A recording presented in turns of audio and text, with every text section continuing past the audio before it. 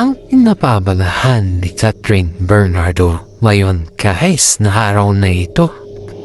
Ngayong araw na ito, April 3, 2026, ito ang mga paunahing pinagkakabalahan ni Catherine Bernardo. Post-production of promo ng Elena, 1944. Ito ang pinakamalaking project ni Catherine Bernardo sa kasalukuyan. Ngayong araw, abala siya sa mga huling detalye ng kanyang historical action film na Elena guys. 1944 pa yan guys ang susunod guys is at dubbing at ATR. Alam niyo na ba yan guys Marami sa kanyang mga fans ang nataabang sa mga behind the scenes ng clip habang tinatapos nila ang post-production ng pelikula. Teaser lands.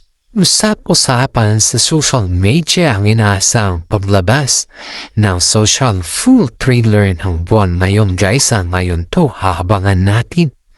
Kaya aktibo si Catherine sa pagre-report ng mga teaser and poster. Tumulsyon ng Love Surigao View Original. Dahil nakatakda ito ipalabas sa second quarter ng 2026 kasama ni Catherine sa mga promotion or promotional shoots at digital campaign para sa seryeng ito kasama si Alden Richard. Ito ang isa sa pinakaabangang pagbabalik ng kanilang tambalan. Global Brands Engagement. Bilang kauna-unahang Pinay ambassador ng Lancome, may mga bagong digital ads at social media content na inilabas ngayong araw para sa kanilang Spring 2026 collection. Kasabay nito ang pag-trend ng kanyang mga bagong billboard para sa brands or sa Benz Summer 2026.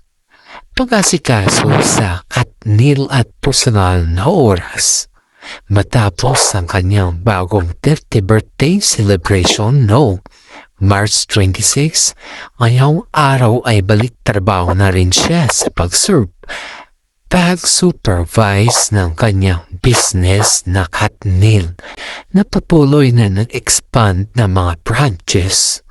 Kaya guys, abangan natin kasi marami pa tayong pasabog kay Catherine Bernardo.